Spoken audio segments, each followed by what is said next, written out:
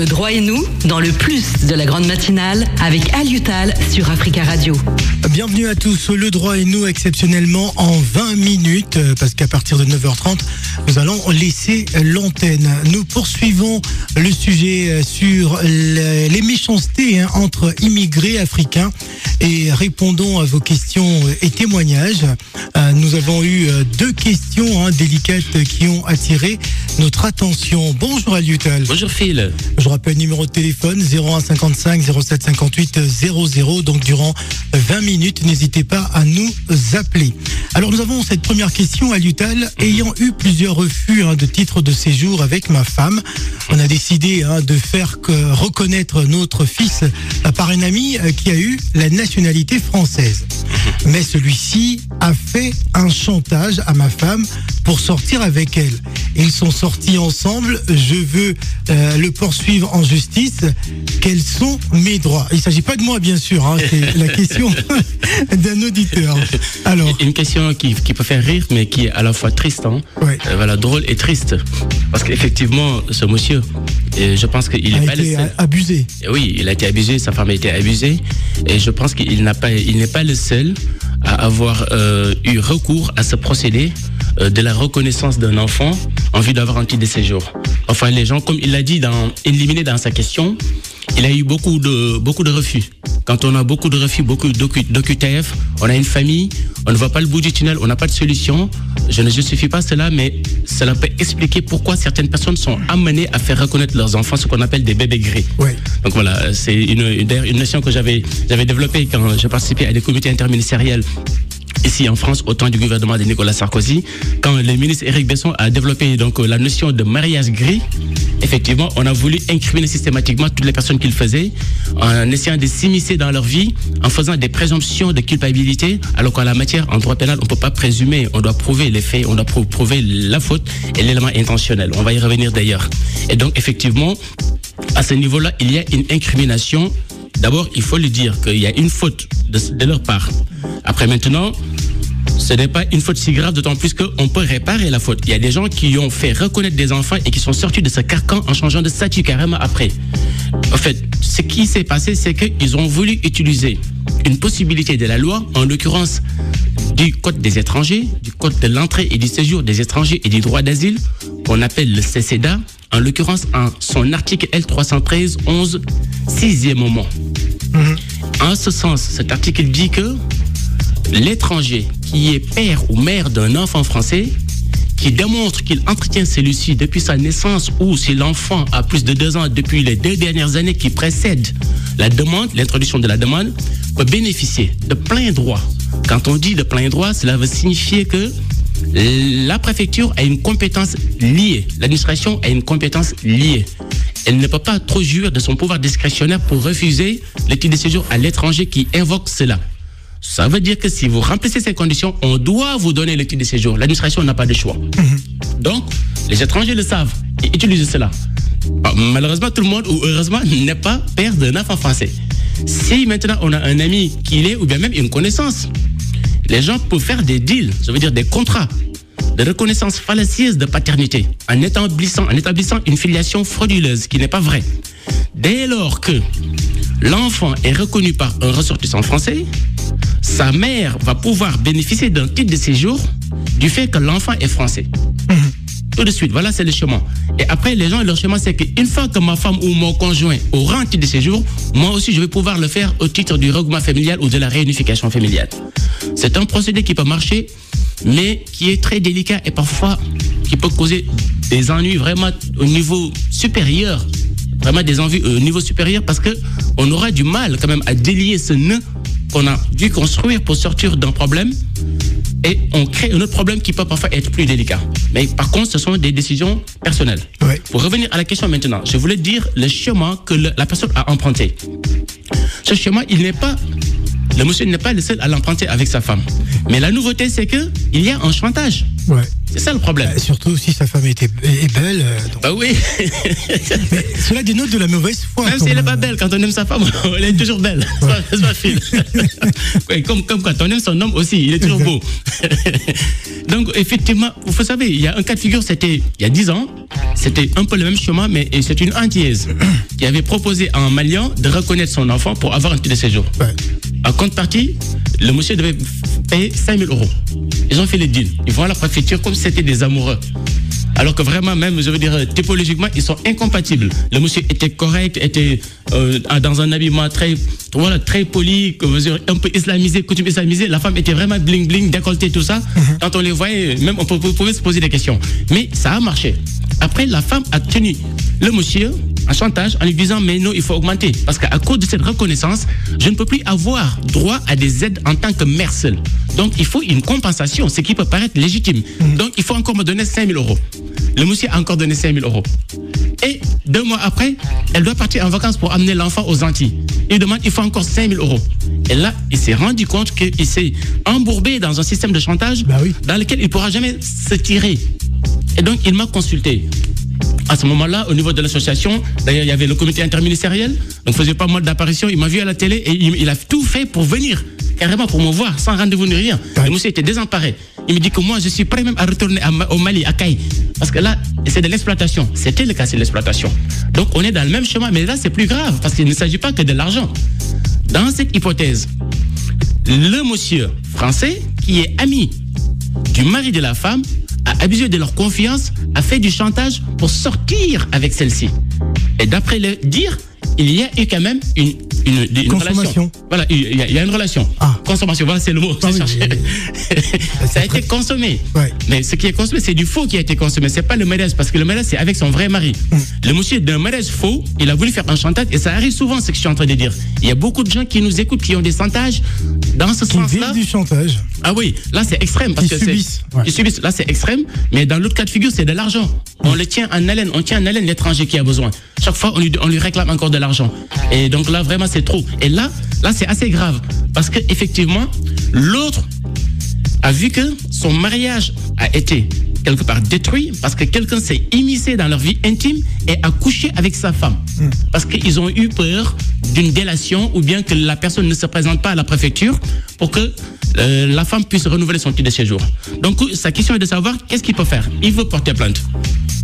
La première précaution, c'est qu'il doit savoir que lui-même, il est en tort. Parce qu'en portant plainte, il va se dénoncer lui-même et dénoncer sa femme que nous avons fait du faux.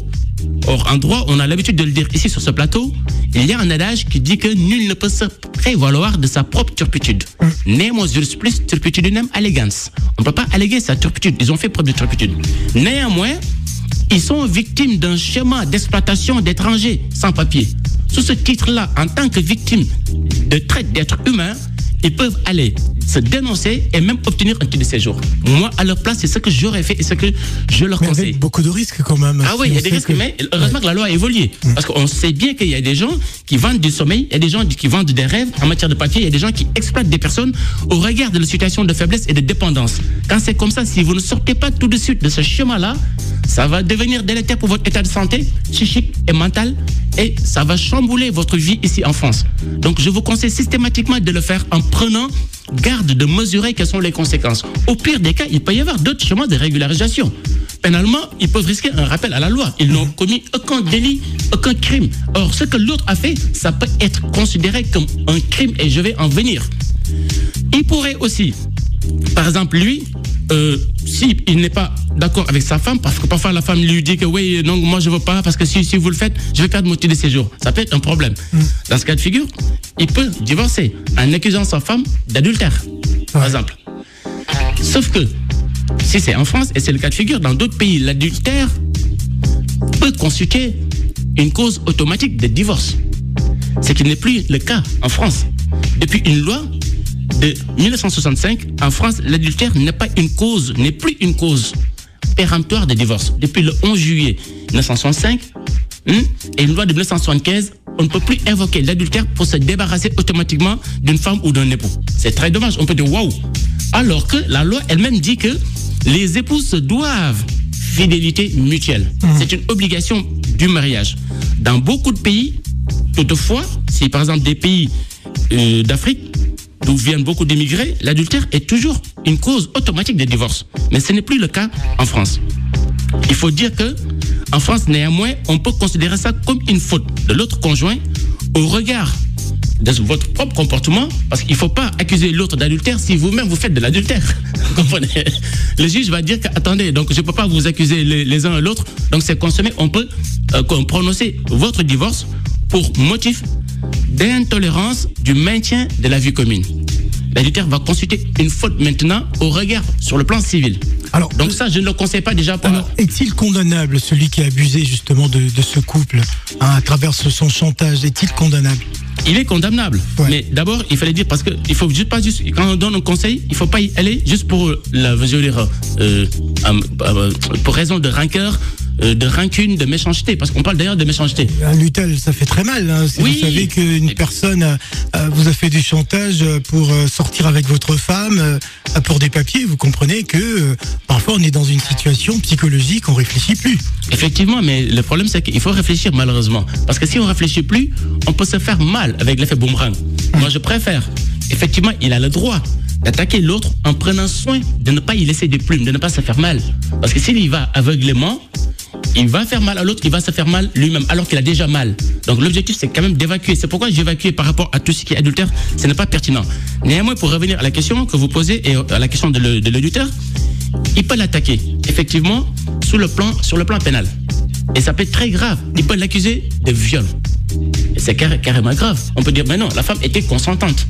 Non. Il faut d'abord revenir sur le viol rapidement pour dire que pour qu'on puisse parler de viol, il faut qu'il y ait une atteinte sexuelle avec pénétration. On ne parle pas d'une agression sexuelle comme des caresses dans la rue, le fait de taper les fesses d'une femme ou bien qu'une femme tape le buste d'un homme. Ça, c'est une agression sexuelle. Mais quand il y a pénétration, sans consentement, ça veut dire que, ou bien que le consentement a été extorqué sous la menace, sous la contrainte, ou bien par surprise, là, il y a viol. Est-ce qu'on peut dire qu'en l'occurrence, le monsieur, sa femme a été victime de viol? D'autres vont nous dire, mais non, monsieur Tal, la femme était d'accord. Ils ont vécu pendant un moment. Elle était d'accord, mais par surprise et par contrainte. Parce que c'est pas arrivé qu'une fois. Non, c'est pas arrivé une fois. Ils ont dit qu'ils sont sortis ensemble. Oh là là. Ils sont sortis. Quand on sort ensemble avec quelqu'un, en général, on consomme ce qu'on fait.